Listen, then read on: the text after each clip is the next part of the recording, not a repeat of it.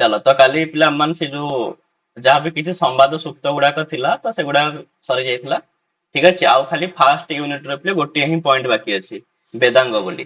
तो एई पॉइंट सरले हमर जो प्रथम यूनिट पिला अछि फास्ट यूनिट पूरा कंप्लीट हे जिवो। तापर हम माने फास्ट यूनिट ऊपर जो वर्ष भी जहाँ जहाँ प्रश्न थिबो तो सेगुड़ा काम माने पिला प्रैक्टिस करनवा। ठीक अछि चलो वर्तमान पे देखिदवा वेदांग भितर पिले जो 6टी पिले वेदांग आसुची कोन कोन ता विषय खाली जस्ट सामान्य परिचय पिले पढियार अछि काहे ना हमर फर्स्ट यूनिट ही सामान्य परिचय अछि। तापर सेकंड यूनिट आसले ता ऊपर हम माने विशेष भाबरे पढिबा हैला जोतिर हमर निरुक्तर किछि अंश अछि विशेष विशेष अंश तो सेगुडा काम माने सेकंड यूनिट रे पढिया। चल तो कहउछन पिले कि वेद गुडिकर गुढ आ वास्तविकता बा वास्तविक अर्थ को पिले जानिबा पई जेउ भी सब सहायक तत्व माने अछंती तो सेमानकु वेदांग बोली कहाଯାଏ काहेकि ना वेदांगर जो आवश्यकता अछि ठीक अछि तो वेद को तो डायरेक्ट पढ़िकी तार अर्थ को बुझी हबनी बा तार वास्तविक अर्थ कौन ताहा पिले जानी हबनी।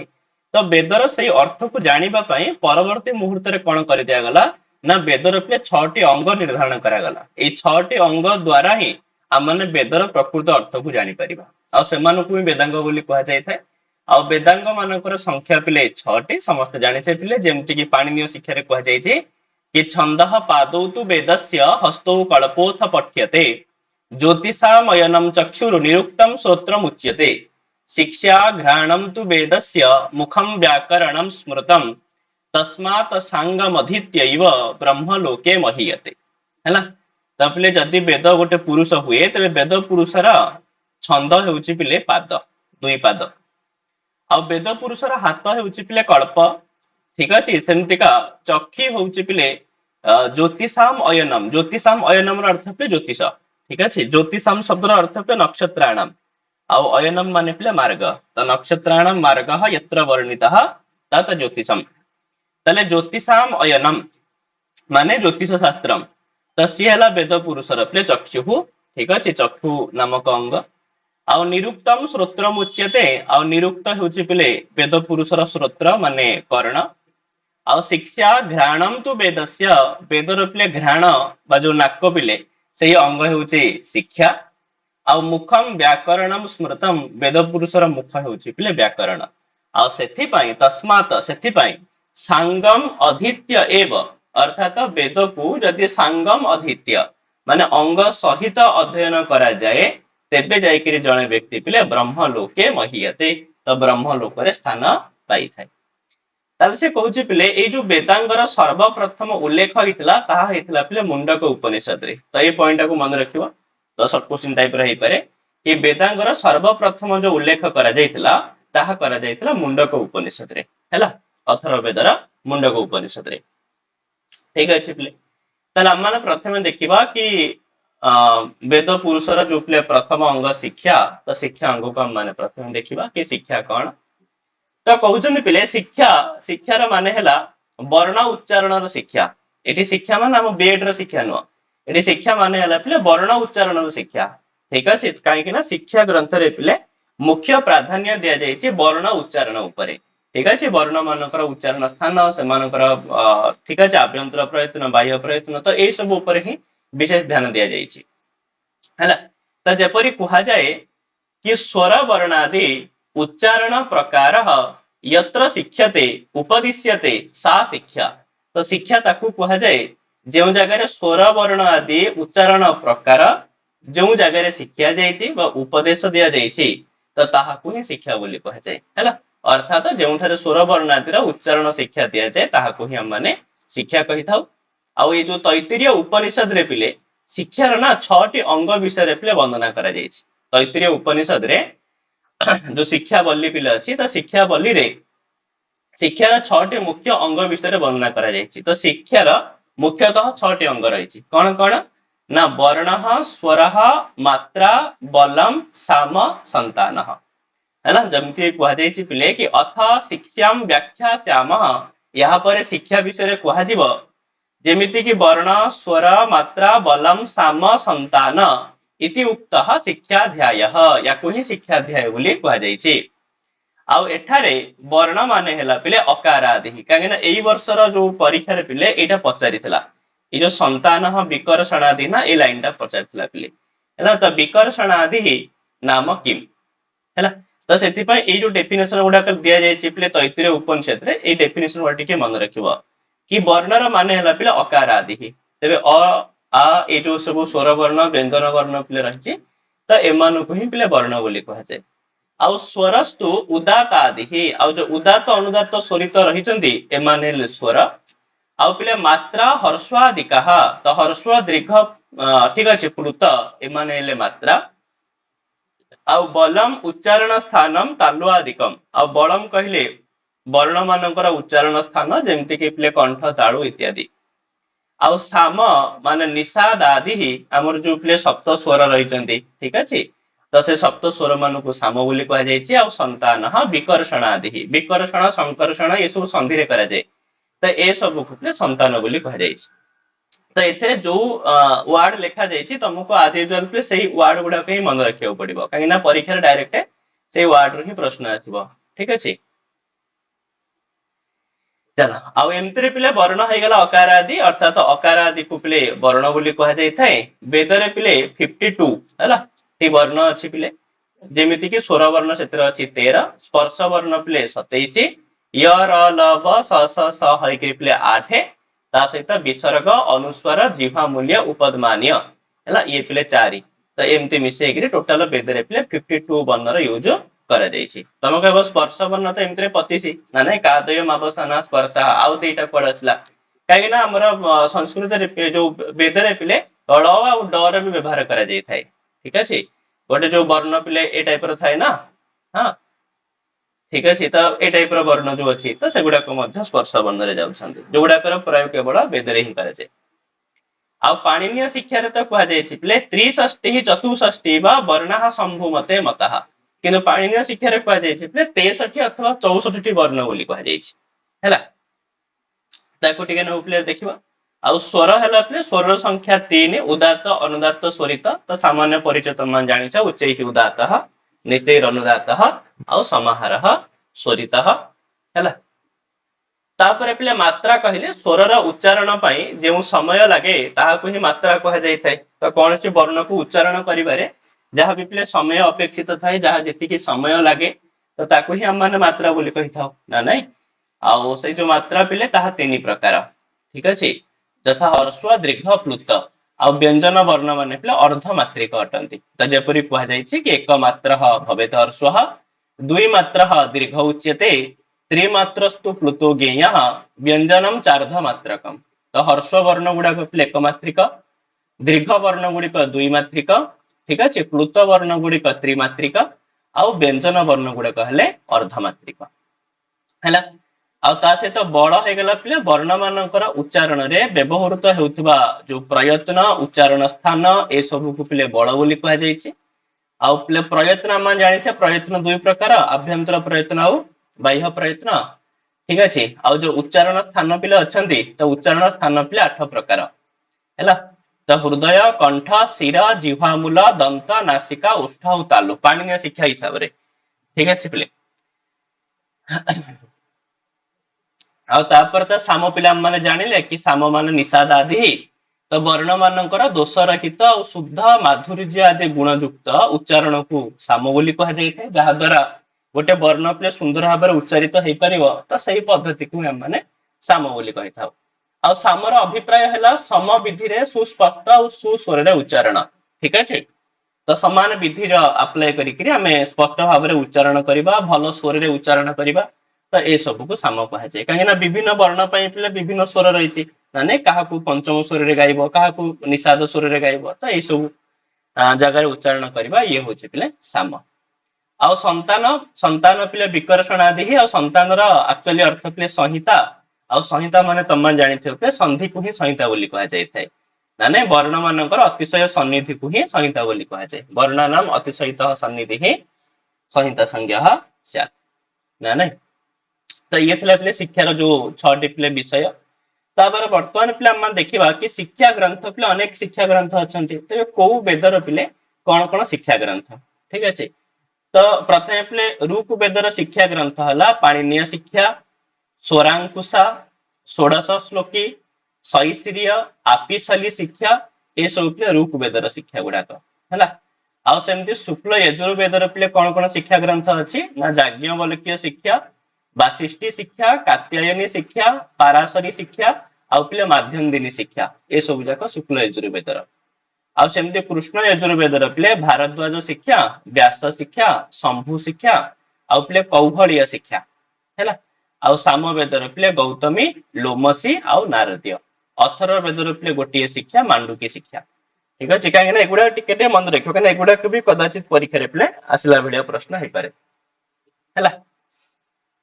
ତାହେଲେ ଏଇଭଳି ଭାବରେ ଏମିତି ସବୁ ଯାକ ଶିକ୍ଷା ଗ୍ରନ୍ଥ ରହିଛି ଏଇ ବେଦ ମାନଙ୍କର ହେଲା। ତ ଶିକ୍ଷାର ପିଲେ ସାମାନ୍ୟ ପରିଚୟ ଭାବରେ ତମମାନେ ଏତିକି ହିଁ ମନେ ରଖିବ। ତାପରେ ଆମମାନେ ଟିକେ ନେବୁ ପିଲେ ବ୍ୟାକରଣର ମଧ୍ୟ ସାମାନ୍ୟ ପରିଚୟ ଦେଖିନେବା। ବ୍ୟାକରଣ ଆମର ଅଛି, ପୁଣି ଡିଟେଲ୍ସରେ ଆମକୁ ପଢିବାକୁ ପଡିବ ବ୍ୟାକରଣ ହେଲା। ଚାଲ ତାହେଲେ ପିଲେ ବ୍ୟାକରଣ ସେ କହୁଛି ପିଲେ କି ବ୍ୟାକ୍ରିୟନ୍ତେ ବିବିଚ୍ୟନ୍ତେ ଶବ୍ଦାଃ ଅନେନ ଇତି ବ୍ୟାକରଣମ୍। ତ ବ୍ୟାକରଣ ପିଲେ ତାକୁ କୁହାଯାଇଥାଏ କି ଯାହା ଦ୍ୱାରା ପିଲେ ଶବ୍ଦାଃ ବିବିଚ୍ୟନ୍ତେ, ଶବ୍ଦ ମାନଙ୍କର ବିବେଚନା କରାଯାଏ, ଶବ୍ଦ ମାନଙ୍କର ବ୍ୟାଖ୍ୟା କରାଯାଏ। ଠିକ ଅଛି, କୋଉଟା ସାଧୁ ଶବ୍ଦ କୋଉଟା ଅସାଧୁ ଶବ୍ଦ, ତ ଏଭଳିଆ ଯାହା ଯୋଉ ଶାସ୍ତ୍ର ଦ୍ଵାରା ଶବ୍ଦ ମାନଙ୍କର ବିବେଚନା କରାଯାଏ ତ ସେଇ ଶାସ୍ତ୍ରକୁ ପିଲେ ବ୍ୟାକରଣ ବୋଲି କୁହାଯାଏ। ଆଉ ବ୍ୟାକରଣ ଶାସ୍ତ୍ରକୁ ସାଧାରଣତଃ ଦୁଇ ଭାଗରେ ବିଭକ୍ତ କରାଯାଇଛି, ତ ଗୋଟେ ବୈଦିକ ବ୍ୟାକରଣ ଆଉ ଗୋଟେ ପିଲେ ଲୌକିକ ବ୍ୟାକରଣ। ଆଉ ପାଣିନିଙ୍କର ଯୋଉ ଅଷ୍ଟାଧ୍ୟାୟୀ ପିଲା ଅଛି ସେଥିରେ ଉଭୟ ବ୍ୟାକରଣ ବିଷୟରେ ଲେଖାଯାଇଛି, ଲୌକିକ ବ୍ୟାକରଣ ବି ଅଛି ଆଉ ତା ସହିତ ପିଲେ ବୈଦିକ ବ୍ୟାକରଣ ମଧ୍ୟ ରହିଛି ପାଣିନୀୟ ଶିକ୍ଷା ମାନେ ପାଣିନିଙ୍କର ପିଲେ ଅଷ୍ଟାଧ୍ୟାୟୀରେ ହେଲା। ତାପରେ କହୁଛନ୍ତି ପିଲେ ଋକ୍ ବେଦରେ ବହୁତ ଇମ୍ପୋର୍ଟାଣ୍ଟ ପିଲେ, କାହିଁକି ନା ବ୍ୟାକରଣ ବିଷୟରେ ଯେତେବେଳେ ପଢାଯାଏ ଏଇ ଯୋଉ ଶ୍ଲୋକଟେ ପିଲେ ନାଇଁ ବହୁତ ଇମ୍ପୋର୍ଟାଣ୍ଟ ଶ୍ଲୋକ ଅଟେ, କାହିଁକି ନା ବହୁତ ବର୍ଷ ମୁଁ ଦେଖିଥିଲି ପ୍ରଶ୍ନ ପିଲେ କି ବହୁତ ସାରା ପ୍ରଶ୍ନ ପତ୍ରରେ ପିଲେ ଏଇ ଶ୍ଲୋକରୁ ବହୁତ ସାରା ପ୍ରଶ୍ନ ଆସିଛି ହେଲା। ତ ସେ କହୁଛନ୍ତି ପିଲେ କି ଋକ୍ ବେଦରେ ନା ପିଲେ ଗୋଟିଏ ମନ୍ତ୍ରଟିଏ ଅଛି, ଆଉ ଯେଉଁ ମନ୍ତ୍ରରେ ବ୍ୟାକରଣ ଶାସ୍ତ୍ରକୁ ଏକ ବୃଷଭ ରୂପରେ ବର୍ଣ୍ଣନା କରାଯାଇଛି। ଅର୍ଥାତ ଏଠି ଯୋଉ ବୃଷଭ ବିଷୟରେ କୁହାଯାଇଛି, ଏଠି ବୃଷଭ ମାନେ କୌଣସି ବୃଷଭ ନୁହଁ, ଏଠି ବୃଷଭ ହେଲା ପିଲେ ଗୋଟେ ପ୍ରକାର ସିମ୍ବଲିକ, ସିମ୍ବଲିକ ମାନେ ବୁଝଛ ତ ପିଲେ, ତ ମାନେ ବ୍ୟାକରଣ ଶାସ୍ତ୍ର ପାଇଁ ୟୁଜ କରାଯାଇଛି ହେଲା। ଅର୍ଥାତ ବ୍ୟାକରଣ ଶାସ୍ତ୍ର ନା ଗୋଟେ ବୃଷଭ ସଦୃଶ ଅଟେ ହେଲା। ଆଉ ଯୋଉ ବୃଷଭର ପିଲେ ଚତ୍ୱାରୀ ଶୃଙ୍ଗାହା, ତାର ଚାରୋଟି ପିଲେ ସିଂହ ଅଛି। ତ ସେ ଚାରୋଟି ସିଂହ ପିଲେ କଣ କଣ ନା ଯୋଉ ପିଲା ଆମର ଚାରି ପ୍ରକାର ଶବ୍ଦ ରହିଛନ୍ତି ନାମ, ଆଖ୍ୟାତ, ଉପସର୍ଗ, ନିପାତ, ପରୀକ୍ଷାରେ ଆସିଥାଏ ପିଲେ। ତ ଚତ୍ୱାରୀ ଶୃଙ୍ଗା କହିଲେ କାହାକୁ କାହାକୁ ବୁଝାଏ, ତ ମନେ ରଖିବା ଚତ୍ୱାରୀ ଶୃଙ୍ଗା ମାନେ ହେଇଗଲା ନାମ, ଆଖ୍ୟାତ, ଉପସର୍ଗ ଆଉ ନିପାତ ହେଲା। ତାପରେ ପିଲେ ତ୍ରୟୋ ଅସ୍ୟ ପାଦ, ୟାର ପିଲେ ତିନୋଟି ପାଦ, ତିନୋଟି ପାଦ କଣ କଣ କୁହାଯାଇଛି ନା ଯୋଉ ତିନୋଟି କାଳ ରହିଛି ପିଲେ ଭୂତ, ଭବିଷ୍ୟ, ବର୍ତ୍ତମାନ, ୟାକୁ କୁହାଯାଇଛି ତ୍ରୟୋପାଦା। ଆଉ ପିଲେ ଦ୍ୱେ ଶୀର୍ଷେ, ଦିଟା ଶୀର୍ଷ, ତ ଦିଟା ଶୀର୍ଷ କଣ କଣ ନା ଯୋଉ ଶବ୍ଦ ଦୁଇ ପ୍ରକାର ଶବ୍ଦ ପିଲେ, ଗୋଟେ ନିତ୍ୟ ଶବ୍ଦ ଗୋଟେ କାର୍ଯ୍ୟ ଶବ୍ଦ। ଏଇ କାର୍ଯ୍ୟ ଶବ୍ଦକୁ ପିଲେ ଅନିତ୍ୟ ଶବ୍ଦ ବି କୁହାଯାଇଥାଏ। ଠିକ ଅଛି, ଏଇ ଯୋଉ କାର୍ଯ୍ୟ ଶବ୍ଦ ଲେଖାଯାଇଛି ୟାକୁ ପିଲେ ଅନିତ୍ୟ ଶବ୍ଦ ବୋଲି ମଧ୍ୟ କୁହାଯାଇଥାଏ ହେଲା। ତ ଇଏ ହେଲା ଦ୍ୱେ ଶୀର୍ଷେ। ଆଉ ସପ୍ତ ହସ୍ତାସୋ ଅସ୍ୟ, ଆଉ ୟାର ପିଲେ ସାତଟି ହାତ, ସାତଟି ହାତ ପିଲେ କଣ କଣ ନା ସାତଟି ପିଲେ ବିଭକ୍ତିକୁ ଏଠି ସପ୍ତ ହସ୍ତ ବୋଲି କୁହାଯାଇଛି। ଆଉ ତ୍ରିଧା ବଦ୍ଧ, ତିନି ଜାଗାରେ ବନ୍ଧା ହେଇଛି, ଏଇ ଯୋଉ ବୃଷଭ ବା ଯୋଉ ବ୍ୟାକରଣ ରୂପକ ବୃଷଭ ତାକୁ ତିନି ଜାଗାରେ ବନ୍ଧା ହେଇଛି। ତ ତିନିଟା ଜାଗା ଯାହା କଣ କଣ ନା ଉରହ, କଣ୍ଠ ଆଉ ଶିର। କାହିଁକି ନା ବର୍ଣ୍ଣ ଉଚ୍ଚାରଣରେ ପିଲେ ଏଇ ତିନିଟାର ମୁଖ୍ୟ ଭୂମିକା ଥାଏ। ଗୋଟେ ଉର ହେଇଗଲା ପିଲେ ବକ୍ଷସ୍ଥଳ, ଗୋଟେ ପିଲେ କଣ୍ଠ ହେଇଗଲା ଆଉ ଗୋଟେ ଶିର ହେଇଗଲା। ଏଇ ତିନିଟା ହେଲା ତ୍ରିଧା ବଦ୍ଧ, ଏଇ ତିନୋଟି ଜାଗାରେ ତାକୁ ବନ୍ଧା ଯାଇଛି।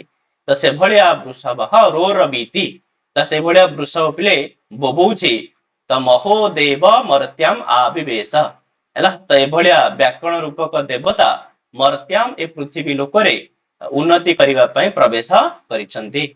ତ ଇଏ ହେଲା ପିଲା ବ୍ୟାକରଣ। ଆଉ ଏଇ ଯୋଉ ପଏଣ୍ଟ ଯେତିକି କୁହା ହେଲା ଏଇଟାକୁ ଟିକେ ମନେ ରଖିବା, କାହିଁକି ନା ବହୁତ ଥର ପରୀକ୍ଷାରେ ଆସିଛି ଏଥିରୁ ହେଲା। ଯେତେବେଳେ ଆମେ ପ୍ରଶ୍ନ ପତ୍ର ଆଣିବା ସେତେବେଳେ ଦେଖିବ। ଆଉ ତା ସହିତ ପିଲେ ବ୍ୟାକରଣର ନା ପାଞ୍ଚଟି ପିଲେ ମୁଖ୍ୟ ପ୍ରୟୋଜନ ଅଛି। ବ୍ୟାକରଣର ପାଞ୍ଚଟି ମୁଖ୍ୟ ପ୍ରୟୋଜନ ମନେ ରଖିବ ହେଲା, ରକ୍ଷା, ଉହ, ଆଗମ, ଲଘୁ ଆଉ ପିଲେ ଅସନ୍ଦେହ। ଠିକ ଅଛି, ରକ୍ଷା, ଉହ, ଆଗମ, ଲଘୁ ଆଉ ଅସନ୍ଦେହ। କେହି କେହି ୟାକୁ ପିଲେ ସନ୍ଧି କରିକି ମଧ୍ୟ ପଢି ଦିଅନ୍ତି, ରକ୍ଷ୍ୟୋହ ଗମ ଲଘୁ ସନ୍ଦେହ ତ ପ୍ରୟୋଜନାନି। ଠିକ ଅଛି, ତମାନେ ଖୋଲି ଖୋଲି ପଢିବ ତ ସୁବିଧା ରହିବ। ରକ୍ଷା, ଉହ, ଆଗମ, ଲଘୁ ଆଉ ଅସନ୍ଦେହ ये हला व्याकरण पिले मुख्य प्रयोजन हमर एक रे भी मध्य व्याकरण पिले जेते हम विशेष अध्ययन करिबा से समय रे हमर अछि ऑलरेडी विशेष अध्ययन रे पिले हमर व्याकरण र महाभाष्य रे पिले पस्पसान्निक रहिछि त पस्पसान्निक रे हमें किछि किछि अंश पढिबा जोथरे कि जो प्रयोजन ऊपर हम आ बहुत डिटेल्स रे देखिबा ताकू हला एबे खाली सामान्य टिके टिके पिले मन रखि देथा तापर संस्कृत व्याकरण पिले किछि आचार्य तथा सेमानकर किछि महत्वपूर्ण ग्रंथ पिले मन रखिथियार अछि जेमिति आचार्य पाणिनि पिले अष्टाध्यायी रे 10 जण पूर्ववर्ती आचार्यंकर नाम पिले नैछंती हाँ सेमानक भितर प्रसिद्ध पिले आपिसली काश्यप गार्ग्य भारद्वाज शाकटायन स्फोटायन एमान समस्त पिले मुख्य मुख्य आचार्य अर्थात पाणिनि को पूर्ववर्ती माने पाणिनि को परे ही व्याकरण आछि ता नहे पाणिनि पर बहुत पूर्वरो व्याकरण थिला पाणिनि किछि संशोधन करिसेंती हैला आउ जी पिले आमे माने जहाकू चिन्हुचे बा जहार व्याकरण को हम माने आजिकली इंपोर्टेंस दउचे जहार व्याकरण को नेकी आजिकली सब किछि व्यवहार होउची सी हेले पिले भगवान पाणिनि आचार्य पाणिनि पिले आउ से आचार्य पाणिनि को पिले दाक्षी पुत्र कहा जाय त जस्ट पिले प्रीवियस परीक्षा रे पचारिथिला पाणिनि कर पचार नथिला पचारिथिला पिले पतंजलि कर पचारिथिला त पाणिनि कर ही पचार देई पारे तेबे यांकु पिले दाक्षी पुत्र कहा जाय थाए साला तुर्य बोली भी कहा जाय थाए आहिक बोली मध्य कहा जाय आउ यांकर प्रसिद्ध कृति हला पिले अष्टाध्यायी और पाणिनीय शिक्षा तो मुख्य कृति यांकर देटा ही पिले अष्टाध्यायी गोटे और पाणिनीय शिक्षा गोटे आउ बाकी जो नाटक पिले कहउचंदी कि नाटक जाम्बवती विजय बोली हैला तो से तो पिले नाटक हे होची तो व्याकरण ऊपर तांकर देटा ही मुख्य ग्रंथ पिले अष्टाध्यायी गोटे हे गेला गोटे हला पाणिनीय शिक्षा आउ तापर पिले पाणिनिकर समवयस्क बा पाणिनिकर सहपाठी थिले आचार्य कात्यायन बा जाहाकू पिला माने बररुचि बोली कहूचे हैला तो ए कात्यायन कर ही अन्य नाम पिले कोन बररुचि हैला तो ये केवल पिले अष्टाध्यायी ग्रंथर जो सूत्र अछंती सेमानक ऊपर पिले वार्तिक लिखिचंती आउ किछि काम नै तो पाणिनि पिले जो जो जिंस छाडी देइछंती बा जो जो जिंस कहि पारि नाहंती तो से सब को कात्यायन पिले निज वार्तिक द्वारा कहिचंती हैला आउ तापरे पिले आचार्य पतंजलि तो पतंजलि पिले अन्य ना गुडा मन रखिबो गुणिका पुत्र गोर नदीय अहिपति शेषाही ए सब ना गुडा पिले आचार्य पतंजलि आउ अष्टाध्यायी ग्रंथर सूत्र आउ कात्यायन वार्तिक ए दीटा जाक ऊपर से भाष्य लिखिछन सेति पय एटा भी थरे पचारिथिला कि आचार्य पतंजलि जो महाभाष्य लिखिछंती महाभाष्यटा काहा ऊपर लिखा हिची पाणिनिकर सूत्र ऊपर लिखा जाईची ना कात्यायन वार्तिक ऊपर लिखा जाईची ना उभय को ऊपर लिखा जाईची तो मन रखियो पिले कि महाभाष्य उभय को ऊपर लिखिछंती से हैला तो भाष्य से सूत्र रे भी करिसंती आ भाष्य से पिले वार्तिक रे भी करिसंती हैला आ जहा को पिला माने महाभाष्य बोली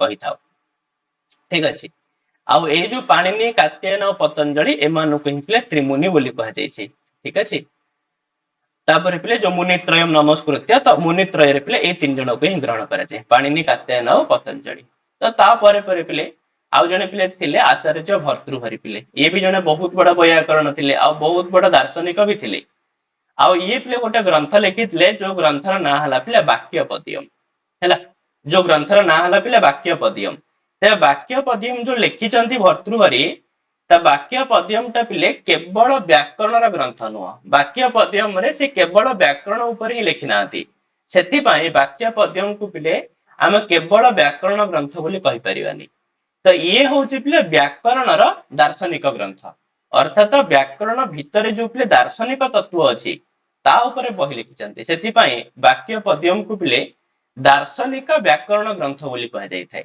हैला तो जेमति व्याकरण रे पिले हमर सब दर्शन रे सब वाद थाए पिले ना जेमति सत्कार्यवाद पिले सांख्य हां विवर्तवाद हे गेला पिले वेदांत ठीक अछि तो सही भली भाबरे व्याकरण जो वाद रही पिले स्फोटवाद ता ऊपर बेसी पिले आलोचना करिसंती शब्द अर्थर संबंध कोन बुझुचे तो ए सब ऊपर लिखा जाय पिले हमर अछि हमर वाक्यपदियम रो जो प्रथम पिले ब्रह्मकांड अछि तो सेटा हमर सिलेबस रे भी अछि तादर भी किछि अंश देखिबा कहिना ब्रह्मकांड संपूर्ण पढि हेबनी बहुत बड़ पिले हैला पीजी फर्स्ट ईयर रे पूरा सिलेबस एटा त हमें जस्ट पे जति परीक्षा पे आवश्यक रहइबो सेति हम मान देखिबा हैला आ वाक्यपदियम रे तीनोटी पिले कांड रहिछि हैला जेमति कि पिले ब्रह्मकांड बा जाहा को पिले आगम कांड बोली भी कुहा जाय ता सहित पिले वाक्य कांड आ शेष हला पिले पद कांड बा पिले प्रकीर्ण कांड तो ए भली भाबरे ବାକ୍ୟ ପଦ୍ୟମ ରେ ପିଲେ 3ଟି କାଣ୍ଡ ପିଲେ ରହିଛି ହେଲା। ଚାଲ ଥରେ ପିଲେ ପଚାରିଥିଲା କୋଉ ବର୍ଷ ତ ମୋର ମନେ ନାହିଁ, ଥରେ ପିଲେ ବ୍ରହ୍ମକାଣ୍ଡର ଅନ୍ୟ ନାଁ କଣ ବୋଲି ପରୀକ୍ଷାରେ ପଚାରିଥିଲା। ତ ସେଥିପାଇଁ ଅନ୍ୟ ନାଁ ଗୁଡାକୁ ମୁଁ ଲେଖି ଦେଇଛି ପିଲେ, ତାକୁ ମଧ୍ୟ ଟିକେ ଟିକେ ମନେ ରଖିଥିବ ହେଲା। ତାପରେ ପିଲେ ଜୟାଦିତ୍ୟ, ତ ଜୟାଦିତ୍ୟ ହେଲେ ପିଲେ ଅଷ୍ଟାଧ୍ୟାୟୀ ଉପରେ ଗୋଟେ ଟୀକା ଲେଖିଥିଲେ, କାଶିକା ଟୀକା। ଠିକ ଅଛି, କାଶିକା ଟୀକାର ରଚନାକାର ହେଲେ ଜୟାଦିତ୍ୟ। ତାପରେ ଆଚାର୍ଯ୍ୟ କୈୟଟ, ଯିଏ କି ପିଲେ ମହାଭାଷ୍ୟ ଉପରେ ପ୍ରଦୀପ ଟୀକା ରଚନା କରିଥିଲେ। ତାପରେ ପିଲେ ଭଟ୍ଟୋଜୀ ଦୀକ୍ଷିତ, ଯିଏ ଅଷ୍ଟାଧ୍ୟାୟୀର ସୂତ୍ର ଉପରେ ପିଲେ ବୃତ୍ତି କରିଥିଲେ, ଆଉ ଯାହାର ନାଁ ଦେଇଥିଲେ ପିଲେ ସିଦ୍ଧାନ୍ତ କୌମୁଦି। ଠିକ ଅଛି, ଆଉ ତା ସହିତ ପିଲେ ନାଗେଶ ଭଟ୍ଟ, ଯିଏ କି ମହାଭାଷ୍ୟ ଉପରେ ଉଦ୍ୟୋତ ଟୀକା, ଲଘୁ ଶବ୍ଦେନ୍ଦୁ ଶେଖର, ବୃହ ଶବ୍ଦେନ୍ଦୁ ଶେଖର, ପରିଭାଷେନ୍ଦୁ ଶେଖର, ସ୍ଫୋଟବାଦ, ମଞ୍ଜୁଷା, ଲଘୁ ମଞ୍ଜୁଷା, ପରମ ଲଘୁ ମଞ୍ଜୁଷା, ଏମିତି ଅନେକ ଗ୍ରନ୍ଥ ପିଲା ଅଛି। ସବୁଠୁ ଅଧିକ ଗ୍ରନ୍ଥ ବ୍ୟାକରଣରେ ପିଲେ ନାଗେଶ ଭଟ୍ଟଙ୍କର ହେଲା। ଆଉ ତାପରେ ହେଲେ ପିଲେ ବରଦରାଜ ଆଚାର୍ଯ୍ୟ, ତାଙ୍କର ପିଲେ ଲଘୁ ସିଦ୍ଧାନ୍ତ କୌମୁଦି ଆଉ ପିଲେ ମଧ୍ୟ ସିଦ୍ଧାନ୍ତ କୌମୁଦି ହେଲା। ତ ଇଏ ହେଲେ ସବୁ ପିଲେ ମୁଖ୍ୟ ମୁଖ୍ୟ ବୈୟାକରଣ, ତାଙ୍କ ନାଁ ଟିକେ ଟିକେ ପିଲେ ମନେ ରଖିବ। ତାପରେ ଆକ୍ଚୁଆଲି ଯୋଉ ପିଲେ ବ୍ୟାକରଣ କଥା ତ ଆମେ ମାନେ ବିଚାର କଲେ, କିନ୍ତୁ ବେଦର ଯୋଉ ପିଲେ ବ୍ୟାକରଣ ହେଲା, ତ ତାକୁ ଆମେ ସାଧାରଣତଃ ପିଲେ ପ୍ରାତି ସାକ୍ଷ୍ୟ ବୋଲି କହିଥାଉ ହେଲା। ତ ସେ କହୁଛି ପ୍ରାତି ସାକ୍ଷ୍ୟ, ଯେତେବେଳେ ବେଦରେ ପିଲେ ବ୍ୟାକରଣ କଥା ଉଠେ ସେତେବେଳେ ପିଲେ ପ୍ରାତି ସାକ୍ଷ୍ୟ କଥା ତମ ମାନେ ମନେ ପକେଇବ। କହୁଛି ପ୍ରାତି ସାକ୍ଷ୍ୟର ଅର୍ଥ ହେଲା ପ୍ରତ୍ୟେକ ଶାଖା ସହ ସମ୍ବନ୍ଧ ବ୍ୟାକରଣ ଆଦିର ବୋଧକ ଗ୍ରନ୍ଥ। ତ ପ୍ରତ୍ୟେକ ଶାଖା ସାଙ୍ଗରେ ସମ୍ବନ୍ଧିତ ଯୋଉ ବ୍ୟାକରଣ ରହିଛି, ତ ତାକୁ ବୁଝଉଥିବା ଗ୍ରନ୍ଥକୁ ପିଲେ ପ୍ରାତି ସାକ୍ଷ୍ୟ ଗ୍ରନ୍ଥ ବୋଲି କୁହାଯାଇଥାଏ। ତାହେଲେ ଋକ୍ ବେଦର ଯୋଉ ପ୍ରାତି ସାକ୍ଷ୍ୟ ମାନେ ଅଛନ୍ତି କଣ କଣ ପିଲେ, ନା ଋକ୍ ପ୍ରାତି ସାକ୍ଷ୍ୟ। ତ ଏହା ପିଲେ ସାକଳ ଶାଖା ସହ ସମ୍ବନ୍ଧିତ। ଏଇ ଯୋଉ ଋକ୍ ପ୍ରାତି ସାକ୍ଷ୍ୟଟା ଋକ୍ ବେଦର ପିଲେ ସାକଳ ଶାଖାର ହେଲା। ଆଉ ଏଇ ଋକ୍ ପ୍ରାତି ସାକ୍ଷ୍ୟକୁ ପିଲେ ପାର୍ଷଦ ବା ପାରିଷଦ ସୂତ୍ର ବୋଲି ବି କୁହାଯାଇଥାଏ। ଆଉ ଏହାର ରଚୟିତା ହେଉଛନ୍ତି ପିଲେ ସୌନକ ହେଲା। ଆଉ ସେମିତିକା ଶୁକ୍ଳ ଯଜୁର୍ବେଦର ପ୍ରାତିସାକ୍ଷ୍ୟ ପିଲେ ଶୁକ୍ଳ ୟଜୁଃ ପ୍ରାତିସାକ୍ଷ୍ୟ ବା ବାଜସ ନେଇ ପ୍ରାତିସାକ୍ଷ୍ୟ। ଏଇ ପ୍ରାତିସାକ୍ଷ୍ୟର ରଚୟିତା ହେଉଛନ୍ତି ପିଲେ କାତ୍ୟାୟନ ହେଲା। ଆଉ କୃଷ୍ଣ ଯଜୁର୍ବେଦର ପିଲେ ତୈତିରୀୟ ପ୍ରାତିସାକ୍ଷ୍ୟ, ସାମ ବେଦର ପିଲେ ପୁଷ୍ପ ସୂତ୍ର, ଆଉ ପିଲେ ଋକ୍ ତନ୍ତ୍ର। ତ ଋକ୍ ତନ୍ତ୍ର ନାଁ ଶୁଣିକିରି ଆଉ ଋକ୍ ବେଦ ପିଲେ ଇଏ କରିବନି, କନଫ୍ୟୁଜ ହବନି। ଋକ୍ ତନ୍ତ୍ରଟା ସାମ ବେଦର, ଋକ୍ ପ୍ରାତିସାକ୍ଷ୍ୟଟା ଋକ୍ ବେଦର। ତ ଯୋଉ ପିଲେ ପୁଷ୍ପ ସୂତ୍ର ପ୍ରାତିସାକ୍ଷ୍ୟ ଅଛି, ତ ତାର ରଚୟିତା ହେଲେ ପିଲେ ପୁଷ୍ପ ଋଷି। ଆଉ ଋକ୍ ତନ୍ତ୍ର ପ୍ରାତିସାକ୍ଷ୍ୟର କର୍ତ୍ତା ହଉଛନ୍ତି ପିଲେ ସୌନକ। କିନ୍ତୁ ସୌନକ ପିଲେ ଋକ୍ ତନ୍ତ୍ରର ବି କର୍ତ୍ତା ଆଉ ଋକ୍ ପ୍ରାତିସାକ୍ଷ୍ୟର ବି କର୍ତ୍ତା ହେଲା। ଆଉ ପିଲେ ଅଥର୍ବ ବେଦର ପ୍ରାତିସାକ୍ଷ୍ୟ ହଉଛି ସୌନକୀୟ ଚତୁରଧ୍ୟାୟିକା ଆଉ ଅଥର୍ବ ବେଦ ପ୍ରାତିସାକ୍ଷ୍ୟ। ତ ଏ ପ୍ରାତିସାକ୍ଷ୍ୟ ଗୁଡାକ ମନେ ରଖିବ, ଏଗୁଡାକ ହିଁ ପିଲେ ବେଦର ବ୍ୟାକରଣ ବୋଲି କୁହାଯାଇଥାଏ। ଠିକ ଅଛି ହେଲା। ତାପରେ ପିଲା ଆମେ ଟିକେ ଦେଖିବା କି ଛନ୍ଦ କଣ ହେଲା। ତ କୁହାଯାଏ ପିଲେ ଛନ୍ଦାଂଶୀ ଛାଦନାଥ ଇତି ୟାସ୍କଃ। ତ ୟାସ୍କ କୁହନ୍ତି ଛନ୍ଦ ମାନେ ପିଲେ ଛାଦନାଥ। ଛାଦନାଥ ମାନେ କାହାର ଛାଦନ, ନା ହୃଦୟସ୍ୟ ଛାଦନ। ଛନ୍ଦ ଗୋଟେ ଏମିତି ଜିନିଷ ଯାହା ହୃଦୟକୁ ପିଲା ଆଚ୍ଛାଦିତ କରିଦିଏ, ହୃଦୟକୁ ପିଲା ଆହ୍ଲାଦିତ କରିଦିଏ। ଠିକ ଅଛି, ହୃଦୟକୁ ହରଣ କରିନିଏ, ତାକୁ ହିଁ ଛନ୍ଦ ବୋଲି କୁହାଯାଏ। ତ ମନେ ରଖିବ ଛନ୍ଦାଂଶୀ ଛାଦନାଥ ଏକଥା କିଏ କହିଛନ୍ତି, ୟାସ୍କ ପିଲେ।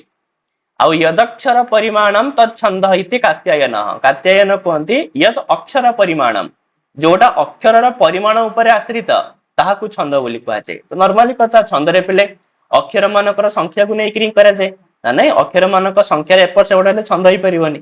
ଠିକ ଅଛି। ଆଉ ବୈଦିକ ଛନ୍ଦର ଆଧାର ଅକ୍ଷର ବା ବର୍ଣ୍ଣ ମାନଙ୍କର ସଂଖ୍ୟା। ଠିକ ଅଛି। ଆଉ ଛନ୍ଦ ଶାସ୍ତ୍ରର ଯିଏ ପ୍ରଣେତା ସିଏ ହଉଛନ୍ତି ପିଲେ ପିଙ୍ଗଳ ମୁନି। ପିଙ୍ଗଳ ମୁନି ହେଲେ ପିଲେ ଛନ୍ଦ ଶାସ୍ତ୍ରର ପ୍ରଣେତା। ଆଉ ଯୋଉ ପିଲେ ଛନ୍ଦ ଶାସ୍ତ୍ରରେ ରହିଛି ପିଲେ 8ଟି ଅଧ୍ୟାୟ, ଏଥିରେ ଯେ କେବଳ ବୈଦିକ ଛନ୍ଦ ଅଛି ତା ନୁହେଁ, ଏଥିରେ ବୈଦିକ ଛନ୍ଦ ସହିତ ଲୌକିକ ଛନ୍ଦର ମଧ୍ୟ ବିବେଚନା କରାଯାଇଛି। ଆଉ ଯୋଉ ବୈଦିକ ଛନ୍ଦ ମାନେ ଅଛନ୍ତି ତାହାକୁ ପିଲେ ଦୁଇ ଭାଗରେ ବିଭକ୍ତ କରାଯାଇଛି। ତ କିଛି ଛନ୍ଦ ପିଲେ ଅକ୍ଷର ଗଣନା ଅନୁସାରୀ, କିଛି ଛନ୍ଦ ପିଲେ ପାଦାକ୍ଷର ଗଣନା ଅନୁସାରୀ। କିଛି ତ ପିଲେ ଅକ୍ଷର ଗଣନାକୁ ନେଇକରି ହେଇଥାଏ, ଆଉ କିଛି ପିଲେ ଯୋଉ ପାଦର ଅକ୍ଷରକୁ ନେଇକରି ହେଇଥାଏ ହେଲା। ତ କିଛି ଛନ୍ଦ ପିଲା ଅଛି ଯୋଉମାନେ କେବଳ ଟୋଟାଲ ଛନ୍ଦର ଅକ୍ଷରକୁ ନେଇକରି ହିସାବ କରିବେ। ଆଉ କିଛି ଅଛନ୍ତି ଯୋଉମାନେ ପ୍ରତି ପାଦର ଅକ୍ଷର ସଂଖ୍ୟା କହିଥାନ୍ତି କି ଏ ପାଦରେ ଏତିକି, ସେ ପାଦରେ ସେତିକି। ତ ଏଇଭଳି ଭାବରେ ବୈଦିକ ଛନ୍ଦକୁ ଦୁଇ ଭାଗରେ ପିଲା ବିଭକ୍ତ କରାଯାଇଛି। ଯେଉଁ ଛନ୍ଦରେ ଅକ୍ଷର ମାନଙ୍କର ଗଣନା କରାଯାଏ ତାହାକୁ ଅକ୍ଷର ଗଣନା ଅନୁସାରୀ, ଯେଉଁ ଛନ୍ଦରେ ପଦ ମାନଙ୍କର ଗଣନା କରାଯାଏ ତାହାକୁ ପାଦାକ୍ଷର ଗଣନା ଅନୁସାରୀ ବୋଲି କୁହାଯାଇଥାଏ। ଆଉ ବୈଦିକ ଛନ୍ଦ ମାନଙ୍କର ସଂଖ୍ୟା ହେଉଛି 26। ତ ବୈଦିକ ଯୋଉ ଛନ୍ଦ ପ୍ରିୟ ରହିଛନ୍ତି ସେମାନଙ୍କ ଟୋଟାଲ ସଂଖ୍ୟା ହେଲା 26, କିନ୍ତୁ ମୁଖ୍ୟତଃ ଯୋଉ ବ୍ୟବହାର କରାଯାଇଥାଏ ଛନ୍ଦ ତାହା 7ଟି ଛନ୍ଦ। ଆଉ ପରୀକ୍ଷାରେ ମଧ୍ୟ ତମକୁ 7ଟି ଛନ୍ଦରୁ ହିଁ ପ୍ରଶ୍ନ ଦେଖିବାକୁ ମିଳିବ ହେଲା। ତ 7ଟି ଛନ୍ଦ ଗାୟତ୍ରୀ, ଉଷ୍ଣିକ, ଅନୁଷ୍ଟୁପ, ବୃହତି, ପଙ୍କ୍ତି, ତ୍ରିଷ୍ଟୁପ, ଜଗତି। ଠିକ ଅଛି। ଆଉ ଏମାନଙ୍କର ଅକ୍ଷର ସଂଖ୍ୟା ମନେ ରଖିବା ବଡ ସହଜ ହେଲା। ଖାଲି ଗାୟତ୍ରୀ ଯଦି ମନେ ରଖିଦବ ଆଉ ବାକି ତକ ଯଦି ତମେ ସିରିଏଲି ମନେ ରଖିଛ ତାହେଲେ ହେଇଯିବ ପିଲେ ହେଲା। ଯେମିତି କି ଗାୟତ୍ରୀ 24 ହେଇଗଲା ଆଉ ବାକି ଖାଲି 4 ଲେଖେ ବଢେଇ ବଢେଇ ଯିବ ହେଲା। ଉଷ୍ଣିକ 28, ଅନୁଷ୍ଟୁପ 32, ବୃହତି 36, ପଙ୍କ୍ତି 40, ତ୍ରିଷ୍ଟୁପ 44, ଜଗତି 48। ଏତିକି ହେଲା ମୁଖ୍ୟ ଛନ୍ଦ। ଆଉ ଏଗୁଡା ଖାଲି ମୁଁ ଲେଖି ଦେଇଛି ଅତି ଜଗତି 52, ଅତି ସତ୍ପରି 60, ଅଷ୍ଟି ହେଲା 64। ଏଗୁଡା ଖାଲି ଲେଖା ହେଇଛି କିନ୍ତୁ ମୁଖ୍ୟତଃ ଏଇ 7ଟି ପର୍ଯ୍ୟନ୍ତ ହିଁ ମନେ ରଖିବ। କିନ୍ତୁ ଏମାନଙ୍କର ପାଦ ସଂଖ୍ୟା ହେଲା ଇମ୍ପୋର୍ଟାଣ୍ଟ। କାହିଁକି ନା ଏମାନଙ୍କର ଯେମିତି ଆମର ଲୌକିକ ଛନ୍ଦରେ ସମସ୍ତଙ୍କର ପ୍ରାୟତଃ 4ଟି ହିଁ ପାଦ ଥାଏ, ଏମାନଙ୍କର 4ଟି ପାଦ କମ୍ପଲସରି ନୁହଁ। ଗାୟତ୍ରୀ ଛନ୍ଦରେ 3ଟି ପାଦ ହେଲା। ଗାୟତ୍ରୀ ଆଉ ଉଷ୍ଣିକ ଏଇ ଦିଟା 3ଟା ପାଦ ହେଇଗଲା। ତାପରେ ଅନୁଷ୍ଟୁପ, ବୃହତି 4 ପାଦ, ପଙ୍କ୍ତି ହେଇଯିବ 5, ତ୍ରିଷ୍ଟୁପ, ଜଗତି ଇଏ 4 ହେଲା। ତାହେଲେ ଖାଲି ବିଶେଷ ଭାବରେ ମନେ ରଖିଦବ ପଙ୍କ୍ତି 5, ଗାୟତ୍ରୀ, ଉଷ୍ଣିକ 3 ଆଉ ବାକି 4 ହେଲା। ଆଉ ଅତି ଜଗତି, ଅତି ସତ୍ପରି, ଅଷ୍ଟି ଏସବୁରେ ମଧ୍ୟ 5ଟି ଲେଖେ ପାଦ ବୁଝିହେଲା। ତ ଏଇ ହିସାବରେ ଛନ୍ଦ ଗୁଡାକ ତାର ଅକ୍ଷର ସଂଖ୍ୟା ଆଉ ସେଥିରେ ଥିବା ପାଦ ସଂଖ୍ୟା ଗୁଡାକ ମନେ ରଖିବ ହେଲା। ଆହୁରି ମଧ୍ୟ ଯୋଉ ଛନ୍ଦ କଥା କୁହାଗଲା 26ଟା ଛନ୍ଦ ତ ଏଇଠି ହିଁ ସେମାନଙ୍କର ବର୍ଣ୍ଣନା କରାଯାଇଛି। ଉକ୍ତା, ଅତ୍ୟୁକ୍ତା, ତଥା ମଧ୍ୟ, ପ୍ରତିଷ୍ଠା, ଅନ୍ୟ, ସୁପୂର୍ବିକା, ଗାୟତ୍ରୀ, ଉଷ୍ଣିକ, ଅନୁଷ୍ଟୁପ ଚ, ବୃହତି, ପଙ୍କ୍ତିରେବ ଚ, ତ୍ରିଷ୍ଟୁପ ଚ, ଜଗତି ଚୈବ, ତଥାତି ଜଗତି ମତା, ସତ୍ପରି ସାତି ପୂର୍ବା ସ୍ୟାତ୍, ଅଷ୍ଟ୍ୟତ୍ୟଷ୍ଟି ତତଃ ସ୍ମୃତେ, ଧୃତିଶ୍ଚାତି ଧୃତିଶ୍ଚୈବ, କୃତି ପ୍ରକୃତିରାକୃତି, ବିକୃତି ସଂସ୍କୃତିଶ୍ଚୈବ, ତଥାତି କୃତିରୁତ୍କୃତି ହେଲା। ତ ଏଗୁଡାକ କିଛି ଏତେ ମନେ ରଖିବାର ଆବଶ୍ୟକତା ନାହିଁ ହେଲା। ଖାଲି ନର୍ମାଲି ତମ ସେ ଯୋଉ ଚାର୍ଟରେ ଯେତିକି କୁହାଗଲା ସେତିକି ମନେ ରଖିବ। ଠିକ ଅଛି। ଚାଲ ତାପରେ ଆମେ ତ ଛନ୍ଦ ନର୍ମାଲି ଜାଣିଲେ, କିନ୍ତୁ ବେଳେ ବେଳେ ବେଦରେ କଣ ହୁଏ କି ନା ଛନ୍ଦରେ ଏତିକି ସିନା ଅକ୍ଷର ସଂଖ୍ୟା କହିଦେଲା, ଯେମିତି ଗାୟତ୍ରୀ ଛନ୍ଦ ଅଛି, ଗାୟତ୍ରୀ ଛନ୍ଦରେ 24ଟି ଅକ୍ଷର ରହିବ। କିନ୍ତୁ ବେଳେ ବେଳେ କିଛି ଜାଗାରେ ଗାୟତ୍ରୀ ଛନ୍ଦ ହେଇଥାଏ କିନ୍ତୁ ସେଥିରେ 24ଟା ନ ରହିକିରି 23ଟା ଥାଏ। ବେଳେ ବେଳେ 24ଟା ନ ରହିକି ସେଥିରେ 25ଟା ଥାଏ। ତ ସେତେବେଳେ ତାକୁ ଆମେ ଗାୟତ୍ରୀ ବୋଲି ହିଁ କହିବା, କିନ୍ତୁ ତା ପୂର୍ବରୁ କିଛି ଶବ୍ଦକୁ ଆଡ କରିବା। ଯଦି ଗାୟତ୍ରୀ ଛନ୍ଦରେ 24ଟା ରହିବା କଥା, ଯଦି 23ଟା ହେଇଯାଇଛି ତେବେ ତାକୁ ଆମେ କହିବା ନିଚୃତ ଗାୟତ୍ରୀ। ସେଥିପାଇଁ ପରୀକ୍ଷାରେ ପଚାର ଦେବ ନିଚୃତ ଗାୟତ୍ରୀ ଛନ୍ଦରେ କତି ବର୍ଣ୍ଣାଃ, ତାହେଲେ ତୁମେ ମନେ ରଖିଥିବ ସେଥିରୁ 1 କମ କରିକି କହିବ 23। ତ ଯେତେବେଳେ କୌଣସି ଛନ୍ଦର ଅକ୍ଷର ସଂଖ୍ୟାରୁ ଗୋଟିଏ ଅକ୍ଷର କମ ଥିବ ସେତେବେଳେ ସେହି ଛନ୍ଦକୁ ନିଚୃତ କୁହାଯାଏ। ଯେମିତି କି ନିଚୃତ ଗାୟତ୍ରୀର ଅକ୍ଷର ସଂଖ୍ୟା 23 ହବ। ଆଉ ଯଦି ଗୋଟେ ଅକ୍ଷର ବଢିକିରି ଥିବ ତେବେ ତାକୁ କୁହାଯିବ ଭୂରିକ ହେଲା। ତ ଯେତେବେଳେ କୌଣସି ଛନ୍ଦର ଅକ୍ଷର ସଂଖ୍ୟାରୁ ଗୋଟିଏ ଅକ୍ଷର ଅଧିକ ଥିବ ସେତେବେଳେ ସେହି ଛନ୍ଦକୁ ଭୂରିକ ବୋଲି କୁହାଯିବ। ଯେମିତି କି ଭୂରିକ ଗାୟତ୍ରୀ ଛନ୍ଦରେ ଅକ୍ଷର ସଂଖ୍ୟା ହେଇଯିବ 25 ହେଲା। ଆଉ ସେମିତି ଯଦି 2ଟା କମିକି ଥିବ ବା 2ଟା ବଢିକିରି ଥିବ ତାହେଲେ ନିହାତି ଭାବରେ ମଧ୍ୟ ତାକୁ କଣ କହିବା, ତାର ମଧ୍ୟ ନାଁ ଭିନ୍ନ ହବ। ଯେମିତି କି ବିରାଟ ଗୋଟେ ଛନ୍ଦ ଅଛି, ଯେତେବେଳେ କୌଣସି ଛନ୍ଦର ଅକ୍ଷର ସଂଖ୍ୟାରୁ 2ଟି ଅକ୍ଷର କମ ଥିବ ସେତେବେଳେ ଆମେ ତାକୁ ବିରାଟ ବୋଲି କହିବା ହେଲା। ଯେମିତି କି ଯଦି ବିରାଟ ଗାୟତ୍ରୀ ଛନ୍ଦରେ କେତୋଟି ଅକ୍ଷର ପଚାରିଲା ତାହେଲେ ତୁମେ ମାନେ କହିବ 22 ହେଲା। 2ଟି ଅକ୍ଷର କମ ଥିବ, ଆଉ ଯଦି 2ଟି ଅକ୍ଷର ଅଧିକ ରହିଲା ତାହେଲେ ତାକୁ କୁହାଯିବ ସ୍ୱରାଟ ବୋଲି ହେଲା। ତ ଯେତେବେଳେ କୌଣସି ଛନ୍ଦର ଅକ୍ଷର ସଂଖ୍ୟାରୁ 2ଟି ଅକ୍ଷର ଅଧିକ ଥିବ ସେତେବେଳେ ତାକୁ ଆମେ ସ୍ୱରାଟ କହିବା। ଯଥା ସ୍ୱରାଟ ଗାୟତ୍ରୀର ଅକ୍ଷର ସଂଖ୍ୟା 26। ଠିକ ଅଛି, ଏଇଟା ଟିକେ ମନେ ରଖିଥିବ। ନିଚୃତ ଭୂରିକ, ବିରାଟ ସ୍ୱରାଟ ହେଲା। 1 କମ 1 ବେଶୀ, 2 କମ 2 ବେଶୀ। ଠିକ ଅଛି ପିଲେ ହେଲା। ତ ଛନ୍ଦ ଉପରେ ଏତିକି କଥା ମନେ ରଖିବା। ଆଉ ଛନ୍ଦରୁ କାହିଁକି ମୁଁ ଯେତିକି ବର୍ଷ ପ୍ରଶ୍ନ ଦେଖିଛି କାହିଁ ଆଉ କିଛି ଛନ୍ଦରୁ ପ୍ରଶ୍ନ ଆସିନଥାଏ। ଆଇଦର ତ ସେ ପଚାରିବ ଅକ୍ଷର ସଂଖ୍ୟା କେତେ, नल तो पिले नितृतु भूरी की विराट स्वराट एथुरे ही प्रश्न आसीबो हैला। चलो तापर पिले जो पॉइंट अछि पिले निरुक्त हैला। निरुक्त तो हमको तो पूरा डिटेल्स रे पढिबार अछि सेकंड ईयर रे, तथापि हमें एबे खाली टिके टिके परिचय देखिदबा सेतोळको आ पिले बेसी किछ नथिबो अल्प टिके थिबा हम मान ताको सार दबा।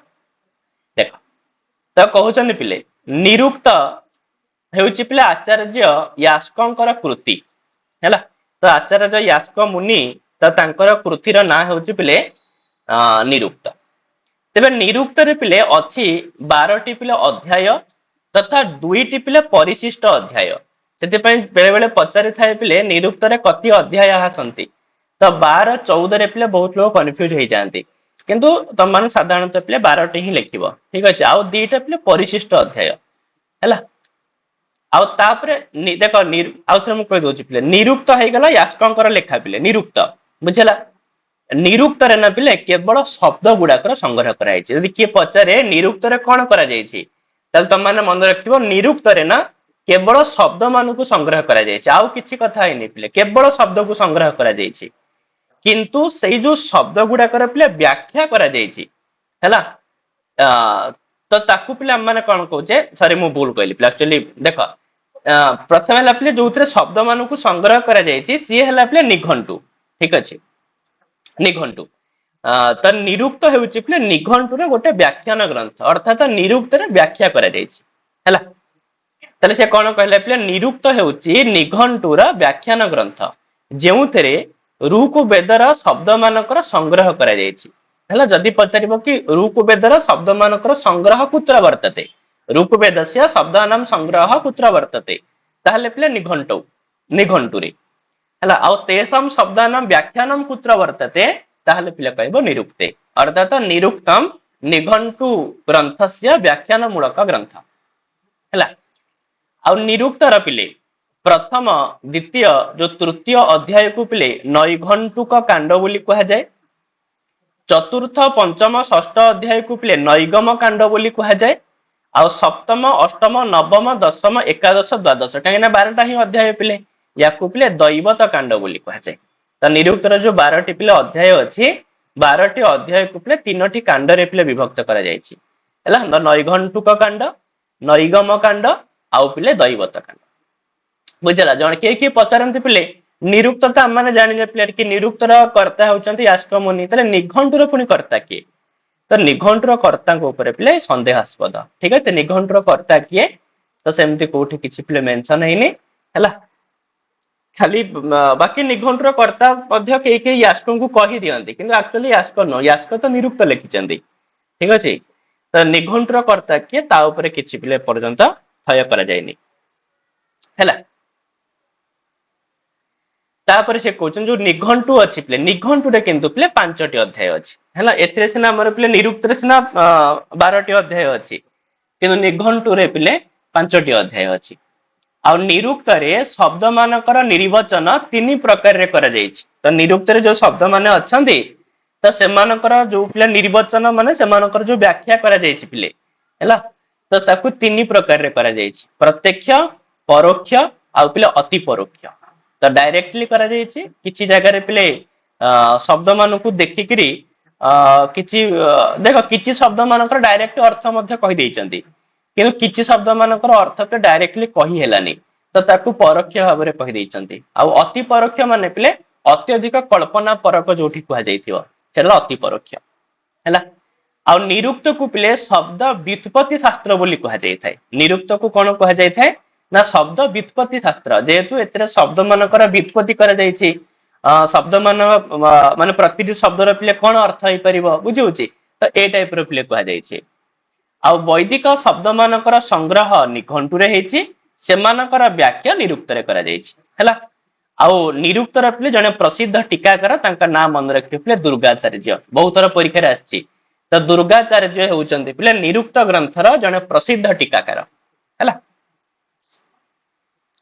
आ सायणाचार्य पिले निरुक्त विषय कहती कि अर्थावबोध निरपेक्षतया पदजातम यत्र उक्तम तत निरुक्तम पिले अर्थावबोधे तो अर्थ बुझिबा समय रे निरपेक्षतया काहाकू अपेक्षा न करिकिरी पदजातम पदजात माने समूह तो पद समूह को जो जगार कहुई ताकू ही निरुक्त बोली कहुई अर्थात निरुक्त ना पिले जिते शब्द मानकर अर्थ को लेखिला सेतेबेले से अन्य शास्त्र ऊपर डिपेंड करनी अन्य शास्त्र ऊपर अन्य शास्त्र को अपेक्षा करनी से निजे ही स्वतःपूत भाव में प्रतिटी शब्द मानकर अर्थ को कही तो ताकू निरुक्त बोली कहुए आउ यास्क आचार्यंकर पिले खाली यास्क मुनि जे यास्क मुनि ही पिले प्रथम निरुक्तकार सेमती कथा नाई तांको पूर्वरु भी निरुक्तकार बहुत सारा थिले आउ यास्क मुनि भी सेमान कथा स्मरण करिसें जेमति पाणिनि पिले निजरा पूर्ववर्ती आचार्य को ना नै चंदी ना तांकर मझरे मझरे पिले ना नै लोपह साकल्यस्य ठीक अछि अबंग स्फोटायनस्य तो एइथरे सब तांकर कोन करिसें पिले पूर्ववर्ती आचार्य मानकर ना सब बेले बेले धरिचंती तो सेमती यास्क मुनि मध्य निरुक्तर व्याख्या कला बेले शब्द मानकर सी भी तांकर पूर्ववर्ती निरुक्तकार मानकर ना नै चंदी तो एगुडा टिके देखियो पिले तो जेमति कि यास्क मुनि पिले जहा जहा ना नै चंदी जेमति कि आग्रायण औपमन्यव और्णनाभ गार्ग्य गालव बार्ष्यायणी शाक पुणी तो एमाने समस्त हेले पिले यास्क मुनिकर पूर्ववर्ती निरुक्तकार आउ निरुक्तर पिले वर्तमान तीनोटी ही टीका पिले उपलब्ध होउछि हैला तो गोटे हैला पिले दुर्गाचार्यंक द्वारा करा जायतिबा रुज्वर्थ वृत्ति टीका गोटे पिले स्कंद महेश्वरंक द्वारा करा जायतिबा टीका आ गोटे पिले बर रुचिकृत निरुक्त निचय टीका तो एई दीटा किंतु इंपोर्टेंट पिले मन रखिबो तो दुर्गा माने परीक्षा रे पचार देबो पिले कि रुज्वर्थ वृत्ति टीका कस्य ग्रंथस्य उपरि ठीक अछि बा कस्य ग्रंथस्य उपरि वर्तते त लेख्यो पिले निरुक्तस्य उपरि बा रुज्वर्थ वृत्ति टीकायाः टीकाकारः कः ताले मन रखियो पिले दुर्गाचार्य आ सेमति निरुक्त निचय टीकायाः कर्ता कः ना पिले बर रुचि हैला एउडा टिके टिके इंपोर्टेंट अछि आपण एउडा टिके नकु देखिबो ठीक अछि आ ता सहित पिले निरुक्त रे पांचटी ही पिले प्रतिपाद्य विषय अछि हैला तो माने मुख्य विषय पिले निरुक्त रा पांचटी ठीक अछि कोन कोन से पांचटी ना वर्णागमः वर्ण विपर्ययश्च ठीक अछि वर्णर आगम ही थाए केमतिका शब्द रे वर्णर विपर्यय ही थाए के बढिया भाबरे शब्द रे द्वौचा पर वर्ण विकार नाशो या सहित मध्य आहुरी दीटा अछि गोटे वर्ण विकार गोटे वर्ण नाश हैला ता सहित पिले धातो तदर्थाति सयेन योगः आ धातु मानकर मध्य अनेक अर्थ रे प्रयोग तो एई भली भाबरे तदुच्यते पंच विधम निरुक्तम तो निरुक्त को पिले पांच भाग रे विभक्त करा जायछि बा निरुक्त रे पिले पांचटी विषय रे विशेष भाव रे पिले वर्णना करा जायछि हैला आउ तापरे हमको आज पिले एठी रहिया को दियो ठीक अछि काइना एगुडा टिके पिले बुझिया विषय अछि हैला तो एतिकी टिके न को मन रखिता काली की पिला माना गोटे क्लास रे ए वेदांगटा कंप्लीट करिवा काहेकि ना एगुडा काम को टिके पिले बुझिया जिंस अछि त आज बहुत हे जिवो हैला कालठु आपको देखिबा ठीक अछि तो ये जो प्रथम यूनिट जेति केला याकू तुम माने सब दिन पिले रीडिंग टिके टिके करूथबो रीडिंग करले गोडा को पूरा मन रहि जिवो ठीक अछि ए टोटल यूनिट टा आज तुम मानु पठे दोछि पिले टोटल फर्स्ट यूनिट तुम मानकर कंप्लीट हे जिवो हैला फर्स्ट यूनिट पिले पूरा कंप्लीट हे गेला बा पूरा इथरे पिले फर्स्ट यूनिट ए पीडीएफ टा रे ही कंप्लीट हे जिवो तो तुम मानु सेति पे मु ए पीडीएफ टा आज शेयर कर दोछि हैला आ बाकी हम माने आ जेति रहिला काली पे देखि नबा